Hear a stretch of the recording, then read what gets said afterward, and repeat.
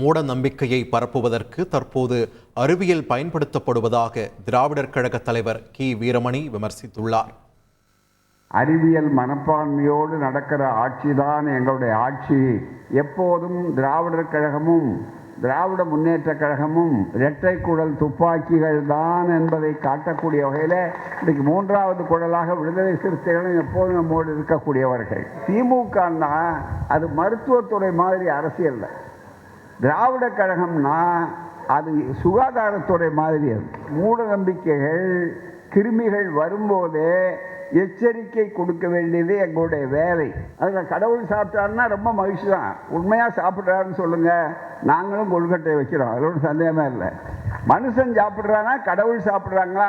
அறிவியல் மனப்பான்மை, ஹியூமனிசம், அதுதான் மனித நேயம், ஹியூமனிசம்.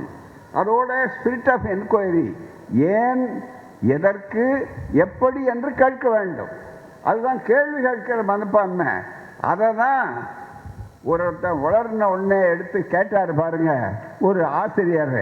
அவர் மாற்றுத்திறனாளின்னு சொன்னால் மற்ற எல்லாரோட அவர் தான் புத்திசாலியாக இருந்திருக்கிறாரு, துணிச்சலாக இருந்திருக்கிறார். மிகப்பெரிய அளவுக்கு அறிவியலை இன்னைக்கு மூட நம்பிக்கை பரப்புறதுக்கு அறிவியலை பயன்படுத்துகிறாங்க.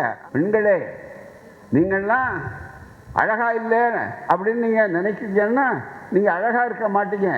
ஏன்னு கேட்டால் உங்கள் பாவம், உங்கள் பிறவி எப்படியோ அதுபடி தான் இருக்க முடியுமே தவிர நீங்கள் அழகாக இருக்க முடியாது. அவரவரை அழகில்லாது தான் இருப்பீங்க.